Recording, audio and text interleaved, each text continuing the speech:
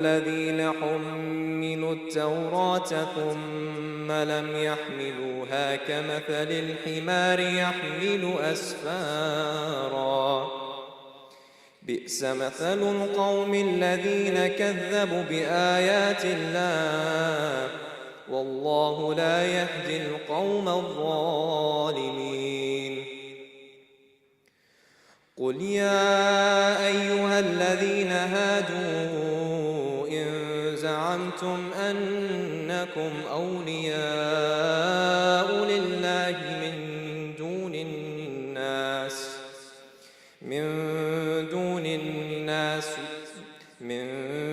دون الناس فتمنوا الموت إن كنتم صادقين ولا يتمنونه أبدا بما قدمت أيديهم والله عليم بالظالمين.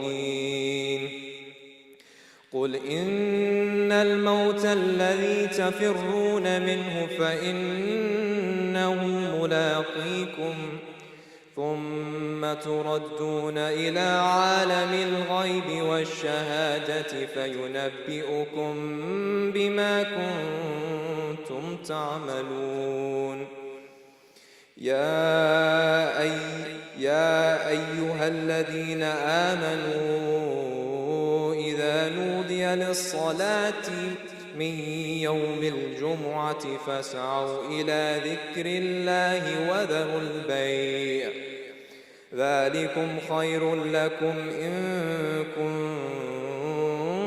كنتم تعلمون. فإذا قضيت الصلاة فانتشروا في الأرض وابتغوا من فضل الله واذكروا الله كثيرا لعلكم تفلحون. وإذا رأوا تجارة أو لهوا انفضوا إليها وتركوك قائما قل ما عند الله خير من اللهو ومن التجارة والله خير الرازقين. صدق الله العلي العظيم.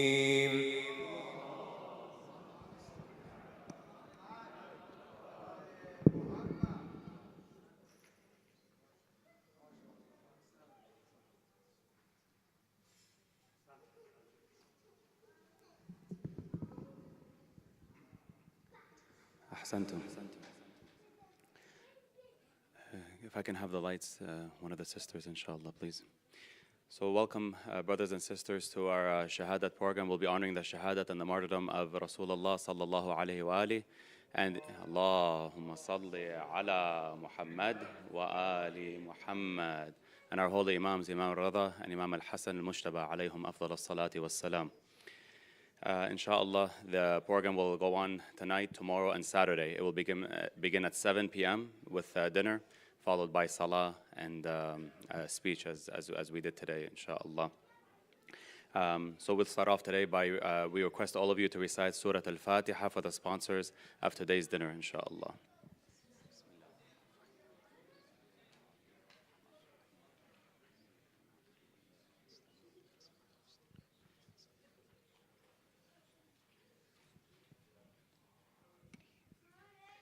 And we do encourage everyone, if they haven't already, to please register if you're, inshallah, planning to attend the dinner tomorrow and Saturday. And also, please, we encourage you to also sponsor a portion of the dinner. You can sponsor the entirety of the dinner, and you can also sponsor even $50 or $100 towards the dinner. Inshallah, you'll receive the barakah, you and your marhumin. We still have sponsorship openings for today. So if you want to receive that thawab and barakah for today's dinner, please do so. There will be there's two upcoming programs that we want to call your attention to. There is a youth Azadari program that will be happening on August 30th, Sunday, August 30th, Also, Sheikh Ahmed Mudarris will be attending. So we encourage all the youth to attend that program here at Yasin. If your child would like to recite any kind of Noha or Latmiya, Quran, Latmiya, please, they can sign up. There's a registration link that we've been forwarding on our emails. There's also the City of Knowledge Karbala play that they host yearly. That will happen this Sunday, August 24th, starting at 3:30 with lunch, and then followed by the play, which will commence at 4:30 p.m. Again, at City of Knowledge, please sign up so they know they can get a quantity for how much food to order for all of you, inshallah. We always stress this every program, and please don't take it lightly. We always ask the brothers and sisters to clean up after themselves as much as possible. Clean up after your children. Any spills, if you need to vacuum, if you need to sweep away any items that may have fallen, we have all those items. We have them in the back, inshallah, vacuums and so forth. Regarding the children's program, alhamdulillah, the sisters came forward and they definitely were able to put some last-minute children's programming today. So there is a children's program from the ages of 4 to 9, so please have those children join us. There'll be a Young Scholars program, so they can receive their binders in the back for those children that are participating in that program.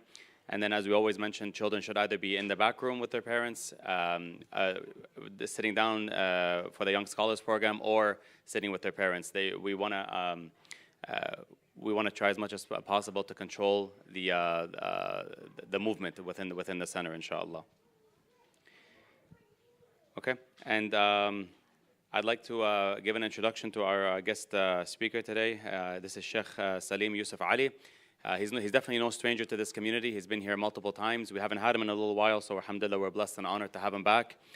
Sheikh Salim was born and raised here in the United States. After completing a BS and MS in computer science from Stanford University in California, he worked in Silicon Valley as a software engineer and then as an engineering manager. In 2004, he left to study in the House of Qom, where he completed his MA degree in 2014. From 2014 to 2019, Sheikh Salim was a spiritual guide for a private Islamic school in Ontario, Canada. In 2020, he became the Dean of Mission at Rise Academy and the Assistant Resident Scholar of Saba Center in San Jose.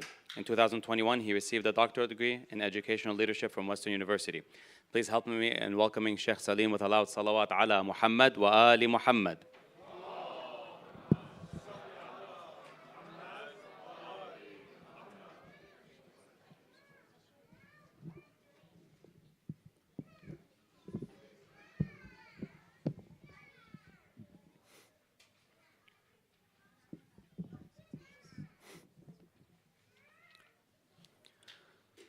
أعوذ بالله من الشيطان الرجيم بسم الله الرحمن الرحيم الحمد لله رب العالمين لا حول ولا قوة إلا بالله العلي العظيم والصلاة والسلام على أشرف الأنبياء والمرسلين وخاتم النبيين وسيد المرسلين أبي القاسم محمد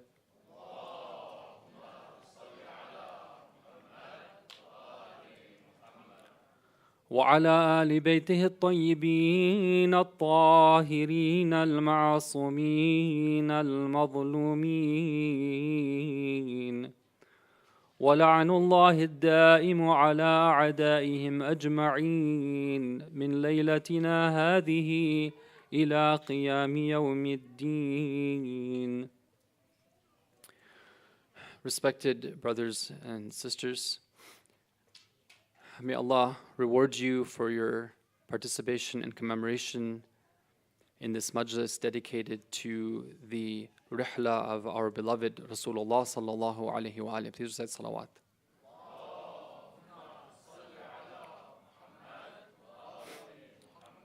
And also we are commemorating the martyrdom anniversary of Imam Hassan al-Mujtaba alayhi salam, and also at the end of this Islamic month, the martyrdom of our beloved 8th Imam, Imam al-Rida alayhi salam.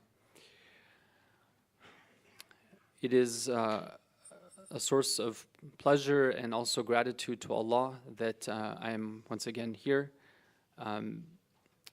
Many fond memories from many years ago, and MashaAllah, many familiar faces and also many new faces as well. The topic that I've chosen for this series, or at least for the first 2 nights, is the strategy of tarbiyah of our Prophet, and particularly focusing on the strategy of tarbiyah on the basis of Tawheed. The question that I want to explore is that how is it that our Prophet Rasulullah sallallahu alaihi was able to accomplish what he did in terms of transforming many people's hearts, an entire nation? How is he able to do that? And what can we take from that as an example when it comes to our own tarbiyah efforts? So inshallah, tonight I want to introduce this topic and explore different aspects of tarbiyah and practically what does it mean for us and what does it even mean, that word. And then inshallah, as we go along, we want to specifically focus on what does it mean to do tarbiyah on the basis of Tawheed. I want to mention that for the main basis of what I'm presenting, it is based on the writings of one of the very good scholars who has written on this topic and also other topics related to beliefs and ethics and raising families. His name is Ustad Muhammad Hassan Vakili. And for those of you who are able to read Persian, definitely his books are worth obtaining and going through. So when we talk about tarbiyah, it's actually very significant for this institution. It's called Yasin Educational Foundation, right? Yasin is the name of Rasulullah, right? And Educational Foundation meaning like an institution for tarbiyah, right? So what better topic could you choose for this institution than the tarbiyah strategy of our Prophet? It very much aligns with the name, with the topic, with the name of the center itself. What do we mean when we say tarbiyah? Tarbiyah is the process of guiding something to be able to achieve its potential. And when you look at the universe around us, this is happening all the time with living beings. Imagine a gardener who is taking care of a plant. Why do they take care of the plant? Because they have a vision of one day when that plant will grow into, for example, a fruit-bearing tree. So for months or for years, the gardener will make sure to give it the right water and soil and light and make sure that the weeds don't come in so that the plant reaches the point of being a tree. In the animal kingdom, you see this happening all the time, that there are usually almost always it's like the mother or sometimes the mother and the father who will take care of the child in order to train it to, for example, become a good hunter or to become a good forager. I was watching a video of this, I think it was a chimpanzee, where the parent was taking these nuts and then like smashing them on a rock and teaching like the child how to crack open like these nuts, which would be very hard to get access to otherwise. So the idea of bringing out the potential of a human being. And this idea of tarbiyah can be both something which is positive and negative. You can have tarbiyah taking place, for example, let's say that people want to be trained for some sort of, let's say, military or, let's say, nefarious purposes. So they go to training camps. And they're trained in, for example, how do you be an efficient killing machine, right? If you look at, for example, like a lot of the police forces in the United States, they are sent to no other place than, than Israel in order to learn certain techniques, right? Why would they send them all the way there, right? Why would they send them like halfway around the world to like a place in the Middle East to learn something? Can't they be trained here in the United States? Well, yeah, they can be trained here in the United States, but there's a certain level of brutality and inhumaneness that you cannot learn unless you go to Israel. So that's why they send them there, so they can learn it from the masters themselves. Even I was talking to a brother who was thinking about becoming a policeman. So he was telling me that sometimes when you want to become a policeman, they teach you how to lie, right? In a way where the person who is looking at you, they will not be able to detect that you're lying. A lot of times people, because lying is against our fitra, it's against the way that we've been created. So naturally, it doesn't sit well with us the way we've been created. But we can learn how to be unnatural, right? And so you can go to training so that you can lie smoothly. Sometimes it's done in a police force, sometimes it's done as a CEO, right? And you can be somebody who lies very smoothly in a very polished way because you have ulterior motives. Obviously, if tarbiyah can be done in a negative way, it can be done in a positive way as well. And when we're looking to understand what is the system by which the Prophet was able to train people, right, we have to think deeply and we have to analyze and understand what is it that he was after. A lot of times, if you were to ask somebody and say, what was the secret to the Prophet's success? How is it that he was able to transform people? I bet you a lot of us would say what? We would say that it was his akhlaq. It was the way that he treated people. And this is something that is true. It's true that the Prophet was able to conquer hearts through his behavior with the people. What does the Quran say? وَلَوْ كُنْتَ فَضًّا غَلِيظَ الْقَلْبِ لَانْفَضُّوا مِنْ حَوْلِكَ. O Prophet, if you were somebody who was, mean and you were harsh and you were rough with the people, then they would have turned away from you. Meaning that the Prophet was very kind. He was kind-hearted. He was merciful and he was nice. And through his akhlaq, he was able to win over people. But was it just his akhlaq? Was it just his good behavior that allowed him to create such a revolution? After all, how many people had that honor and the opportunity to be able to really be in his presence and, let's say, interact with him on a one-on-one level so they can see that type of akhlaq? There were people, many people, but you can't say that this was it, because there were many people, maybe they saw him once, right? Or they would live far away, they saw him from afar, or they heard stories about him.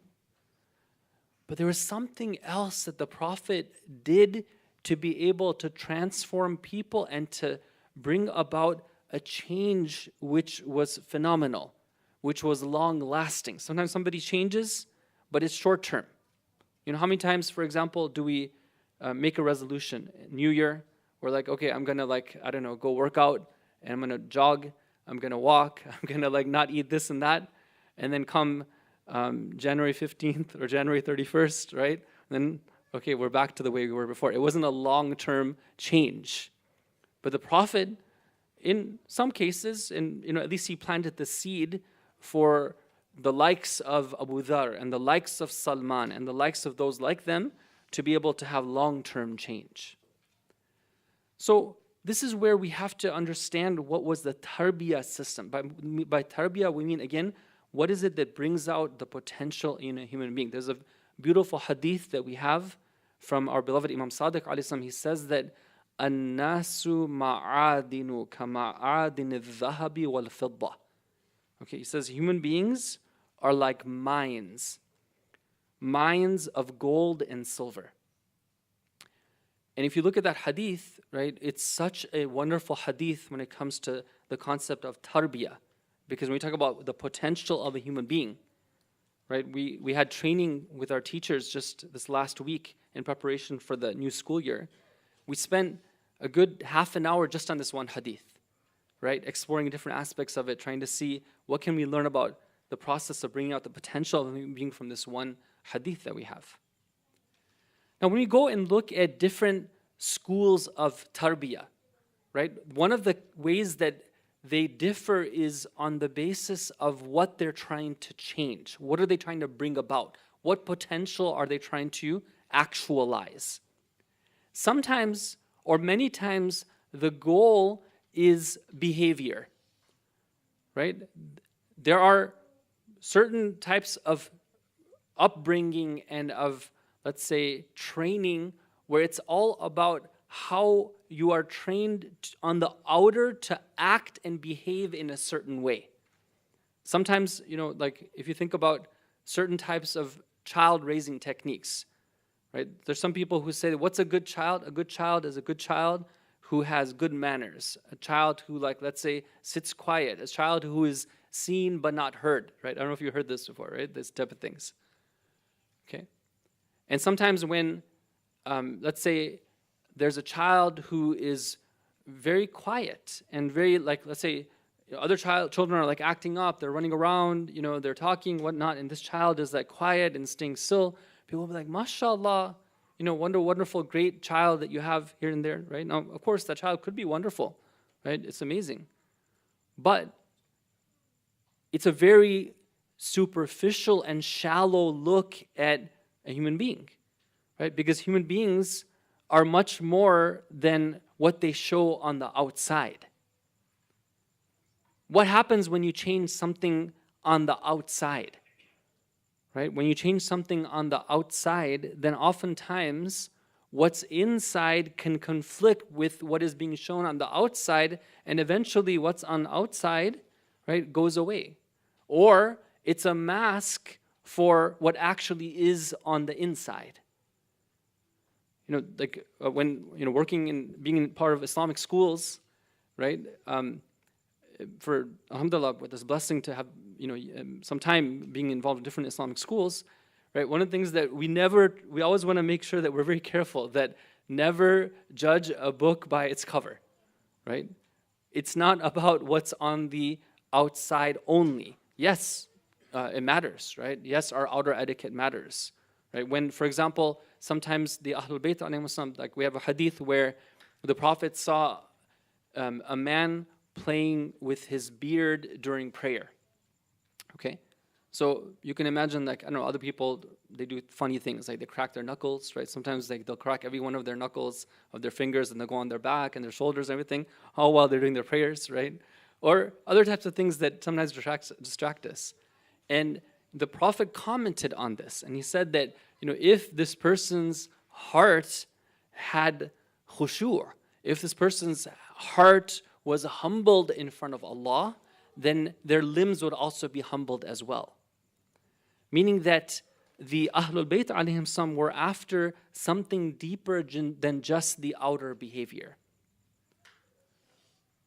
Unfortunately, when you look at a lot of what happens in schools and universities and what we learn about in the society, what we're trained to be, a lot of times it's about fitting an outer mold, that this is the type of person you want to become.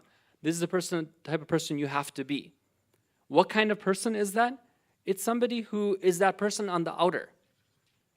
Like, for example, many of you are, maybe you go to, like, I don't know, middle school, high school, elementary school, workplaces, college, university environments, whatever. Let's say that you go and you start asking somebody or probing about not what's on the outer, but what's on the inner.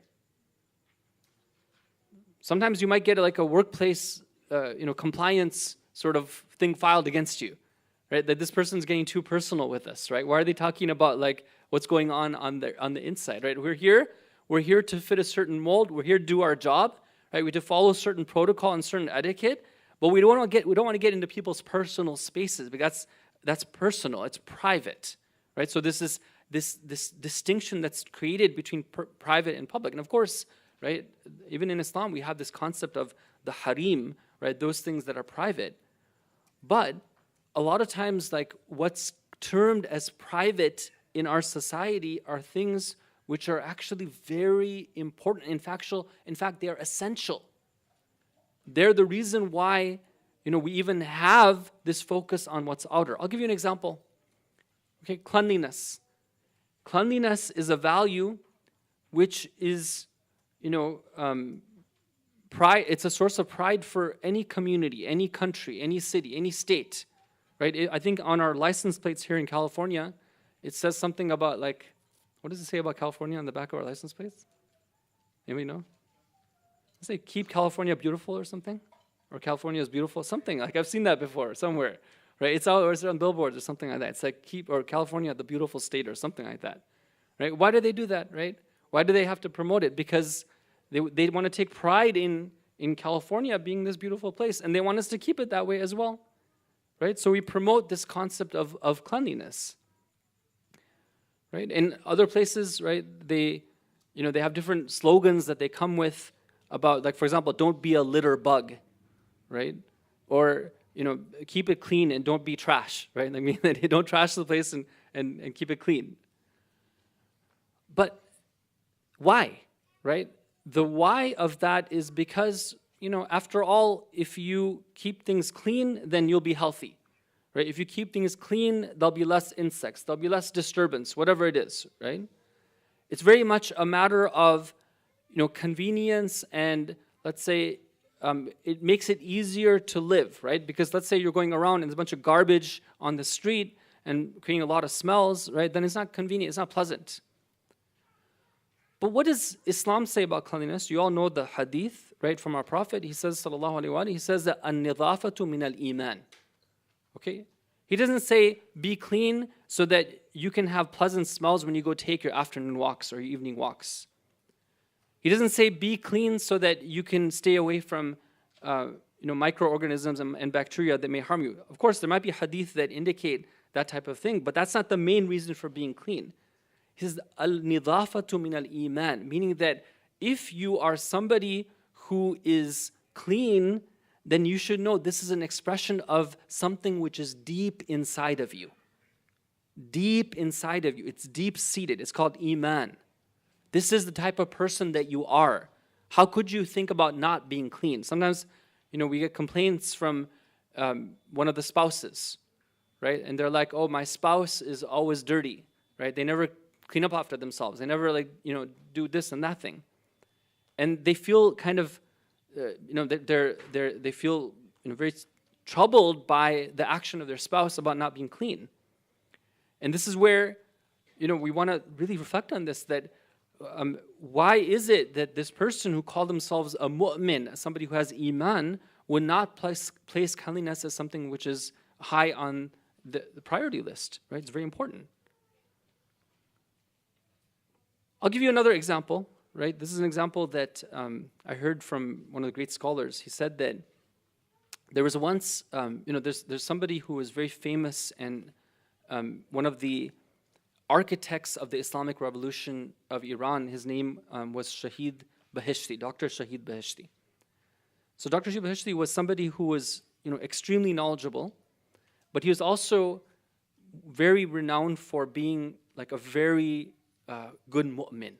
Somebody who was not just knowledgeable, but he put his knowledge into practice. Even, he lived in Europe for some time. Even when he was there, it was very interesting to see how did this great Ayatollah scholar live in a non-Muslim country while maintaining his Islamic practices and whatnot. But anyhow, they say that one time he was in Tehran before the Islamic Revolution. Okay, at that time, Tehran was governed by a system of governance which was, not acceptable. It was something that was what they call taghut, right? It was run by an illegitimate ruler. So this scholar is driving, another scholar is driving, and Shahid Bahishti is in the car, and it's late at night, and they get to a red light. Now, I don't know about, in most cities, I don't know about, in Los Angeles, it seems like there's always traffic, right? But in most cities, traffic dies down late at night, and then, it gets to a point where sometimes, you see a red light, you're like, what's the point here? Why should I stop here, right? There's nobody here. It's like the dead night. Like, if I stop or if I go, like nobody's ever gonna see me. So sometimes people just go, right? I don't know if you've ever been out at like 2 o'clock, 3 o'clock in the morning driving, right? Make sure it's not a weekend night when people are drunk, right? But let's say you're going another time, and then you might see that people are just going crazy. They're just like, going through stop signs, going through red lights, right? So Shahid Bahishti is driving with this person, and the person just passes by through a red light, doesn't slow down a bit. Shahid Bahishti just looks at him. They get to a second red light, and he sees that he's not slowing down. What does he say at this point? He says something. He says that if you don't stop at this light, I'm afraid to tell you that I'm not going to be able to pray behind you ever again. Right? Now, what's the deal here, right? It's just a traffic light. A traffic light in a system which is a non-Islamic taghuti system, right? Why is it that you have to stop at this traffic light? Shaheed Bahishi says that, yes, it is a system which is illegitimate.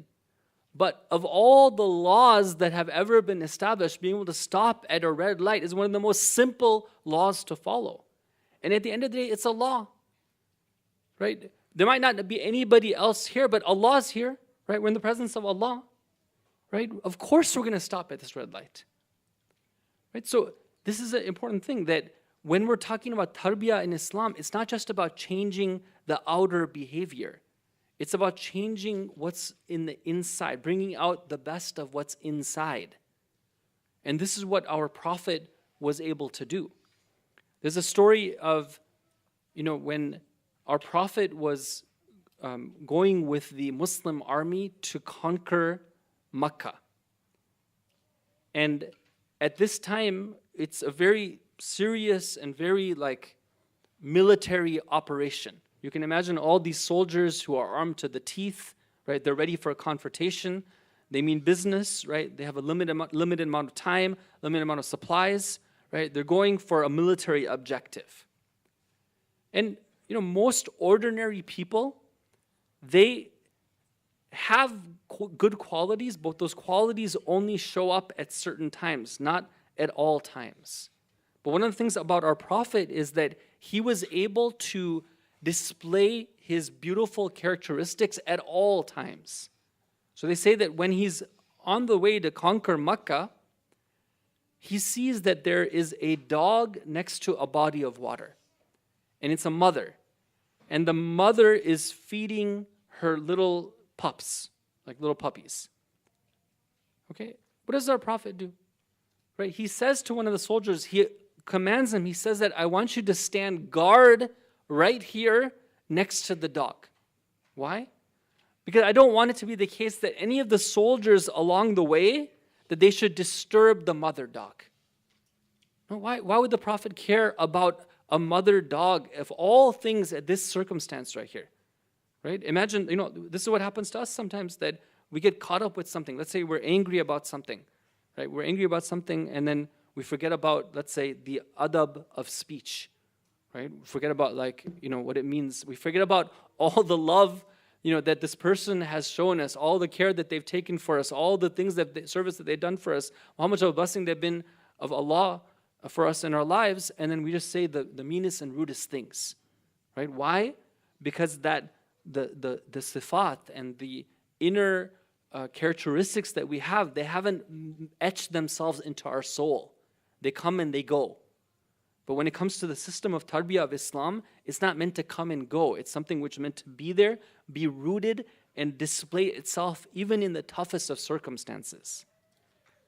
So this is one unique thing about the system of tarbiyah of Islam that the Prophet brought, is that it not just changed people's behavior on the outside, it did do that, but it changed people from the inside, right? Deep inside. We're talking about Iman.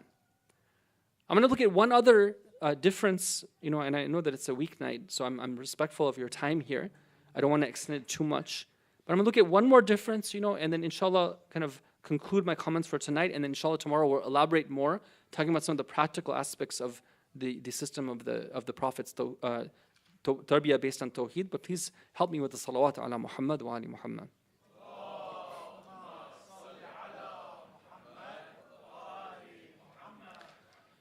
So brothers and sisters, one of the other differences between different approaches to tarbiyah is depending on whether tarbiyah is done for the dunya or for the akhirah, right? Are you training somebody? Are you teaching them? Are you educating them for the purposes of this world or the hereafter? Okay, now, when we're living here in this country, right? In fact, in many Muslim countries as well, right? This is something which is a big, huge issue, because we can't ignore what's happening, with the rest of society. right? We know that we live in a secular system of education where the goal is to train people so they become highly skilled and professional so they can achieve the most out of this dunya. And I bet if I were to ask most of us parents in this room that what do you want from your child? What is your highest aspirations? Right? Of course, we would pray for things related to like their love of Ahlul Bayt, love of Quran, the Akhirah and whatnot. But very high on our list would be priorities when it comes to the dunya as well. Now, what happens when you do tarbiyah of somebody and you train them so they become excellent when it comes to the dunya? Top notch, full abilities of navigating whatever circumstance in the dunya. Top MBA, top lawyers, top engineers, top computer sciences, top AI, whatever, right? Etc., etc. But you don't do tarbiyah for the akhirah, right? Sometimes people say that, okay, well, if you do that, right, then you can supplement this other part right here. That can come separately, right? That can come as an adjunct, as an addendum. But actually, what happens sometimes is that when somebody gets trained and on one part of their being, but the other part and the purpose for what they hear, which is the akhirah, is ignored or it's sidelined, it can create a type of Frankenstein where they become very, very trained and sort of focused on this part right here, but these other things which are actually more important, they are fairly oblivious of. And this is something that we have to be very careful about. I want to share with you this beautiful hadith that we have from Amir al-Mu'mineen alayhi salam. You might have heard it before. He says in one hadith, this hadith is something I feel like is very life-giving, especially to the parents in this room, right? He says that I never made a dua and asked Allah for a child who would have a pleasant face. And I never asked Allah for a child who would have good stature. But the only thing I ever asked Allah for were children who would be obedient of Allah, who would be fearful of Him, who would tremble in His presence, such that when I would see them and they are obeying Allah, qarrat aini, my eyes would be filled with delight. Okay? Now, if we want to understand what is the system of tarbiyah that Imam Ali has learned from Rasulullah, then we can say that it's a system which is definitely prioritized on the akhirah. How do we prepare for the akhirah? How do we bring out our potential when it comes to what matters in the akhirah? Okay, in the hereafter. Now here, there are some people who have a mistaken notion. When we talk about akhirah, sometimes our mind, we think that, okay, what that means is that we have to be in heaven, right? We have to have a good lot of thawab, a lot of reward, a lot of hasanat in the akhirah. Okay, which is fine. That's all good. But when we look at the system that Islam teaches us, right, is it just that, okay, we want to raise ourselves, we want to train ourselves, we want to train our children so that they have the best in this dunya, but in the akhirah, they are in homes in heaven? Is that the goal? Or is it something else? Right? And this is where we really have to pause and reflect. What our Prophet taught us was something very beautiful and very fundamental. I want to quote this ayah here as just a kind of a headline for this point. Inshallah, we'll open up more tomorrow.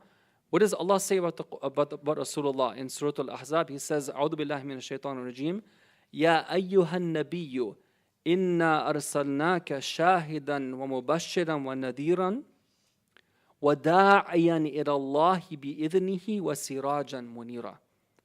Okay, Rasulullah is defined in the Quran by having these characteristics. He is a witness. He is a giver of good tidings. He's a warner. And he is somebody who invites people to Allah. The Prophet invites people to Allah.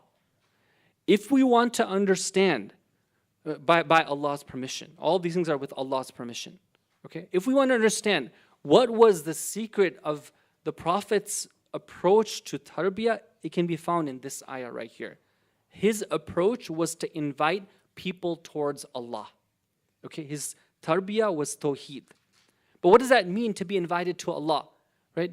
What it means is literally, it means meeting Allah, liqa'ullah. What does that mean? What does it mean to have liqa'ullah? Where do we meet Allah? Right? We know that Allah's place is in our hearts. Right? Meaning what? Meaning that when somebody is able to let go of their independence and the independence of other beings, and they see themselves and other beings being 100% dependent on Allah, then they have reached that point of having liqa'ullah. And this was the way that the Prophet wanted to do tarbiyah of people. Inshallah, tomorrow we will go into some examples, and I'll show how the Prophet would make use of this technique to guide people. But on a practical level, right, I'll just end this portion and we'll go to the masab, inshallah, with one hadith. There was a group of people who understood this. They had learned this from the Prophet. They learned that the Prophet was there not just to treat them well, not just to show them good akhlaq, which is important, but the Prophet was there to invite them to Allah. And he explained to them what that means. So they said to him, they said, Ya Rasulullah, are there some signs by which we can know whether our heart has been filled with the light of Allah? And the Prophet says, yes, there are some signs. What are those signs? And then he explains, there's 3 signs. التجافي عن دار الغرور والإنابة إلى دار الخلود والاستعداد للموت قبل الحلول الفوت. 3 things. He says that if you want to know whether you're on this path to meeting Allah, right? If you want to measure yourself to see where you are, then look inside of yourself and see whether you have these characteristics. Number 1 is that you should have that you should be somebody who is not attached to this world. You are not attached to this world of deception. You're not deceived by this world. You're ready to go. Whatever you have, you see it as an amana, right? If it was taken away from you, then you still are attached to Allah. Number 2 is that you have a desire for the hereafter, right? Mu'mineen, believers are such that their souls are longing to go beyond this world, right? They're not limited in their scope with this world. And the number 3 is that they're ready. They're preparing for the hereafter. And Imam Sajjad alayhi salam, they say that one day from day to night, he was reciting one dua. And they went to hear what that dua was. It was this dua, that, oh Allah, Allahumma rzuqni tajafi an dar al-ghurur, these 3 things. He was saying, oh Allah, give me these 3 things. Inshallah, if Allah gives us the tawfiq, tomorrow we'll open this up more and talk about some more practical examples. But this is just an introduction to this idea of the secret behind, the fundamental principle behind the tarbiyah of our Prophet. Tonight, we are commemorating the shahada and the wafat of Rasulullah. I want to mention just a couple of stories about, towards the end of his life, and then inshallah, we'll end the program. Rasulullah was rahmatun lil alameen. And his mercy and his presence was felt, throughout all those who interacted with him. Even both living beings, even inanimate objects. They say that there was once a tree, the trunk of a tree that the Prophet used to lean on when he would give his khutbahs. And he would just lean on it, put his weight on it, and he would be speaking while he was standing. And eventually, his students came and they said that, Ya Rasulullah, right, let us build you a mimbar where you can sit and you can deliver your speeches from there. So he agreed. And that first time when he was going to mount the mimbar and he was going to speak, then they heard a type of moan, a cry coming from that pillar. And when the Prophet heard that cry, he went to it and he embraced it. And later on, it became known as the pillar of Hanana, meaning the pillar which mourns and which grieves and cries out in pain. What was happening, right? That even this piece of, this trunk of a tree that it was so attached to this siraj and munira, right? This lantern which is lit up, this guide to Allah, this rahmatun lil alameen, that when the Prophet separated from it even this much, just from this place to the room to the other room, the pillar started to cry out. And some of the great urafa and scholars, they've said that, in our lives, we should become like the pillar of hanana, right? We should also have that thing within ourselves that when we call out to Rasulullah, it should be a calling out of pain and grief. Even sometimes we're told when we go for the ziyarah of Rasulullah, we should cry out and say 3 times, Inna lillahi wa inna ilayhi raji'un. Because His presence was just a blessing for us. When it was taken away, it should be a source of pain for us. Ya Abul Qasim, Ya Rasulallah, Ya Imam al-Rahman, Ya Sayyidana wa Mawlana, إنا توجهنا واستشفعنا وتوسلنا بك إلى الله وقدمناك بين يدي حاجاتنا يا وجيها عند الله اشفع لنا عند الله يا وجيها عند الله اشفع لنا عند الله. There was a time in these days prior to the wafat of Rasulullah, the companions had gathered in his home. Rasulullah saw that they were arguing, they were talking loudly. He asked that a pen and a writing instrument be brought and some paper so he can leave them with some words so they would not go astray after him. But instead of listening to Rasulullah, one of those people stood up. What does he say? He says, Inna hadha ar-rajula yahjur. This man is saying things which are nonsensical. What sort of injustice was done to Rasulullah towards the end of his life? Here is the source of all guidance and all mercy, the most perfect human being to ever walk on this earth.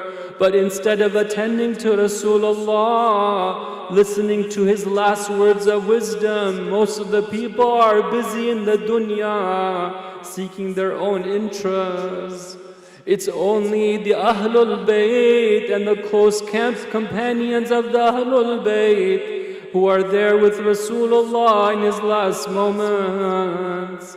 Among them is Sayyida Fatimatu Zahra. When Rasulullah is lying on his deathbed, she is reciting some poetry in praise of Rasulullah. When Rasulullah hears her reciting this poetry, he tells her to come near. He says, "Oh my daughter, at this time it's better that you don't recite this poetry. Instead, why don't you recite this verse of Quran? أَفَإِن مَّاتَ أَوْ قُتِلَ انقَلَبْتُمْ عَلَىٰ أَعْقَابِكُمْ." What that means is Allah is saying that if Rasulullah were to leave this world or he were to be killed, will you turn back on your heels? Will you now reject all that He has given you? Will you go back to the dunya, into the path of the dunya after He showed you the path to the akhirah? Rasulullah is tending to the needs of his family. Imam Hassan and Hussein, his grandchildren, are near him, they're hugging him, they're on his chest. Imam Ali alayhi salam goes to them. He tells them, why don't you relieve your grandfather from the pressure on his chest? Rasulullah says to him, Oh Ali, leave them. For them to be with me is good for me, and it is good for them.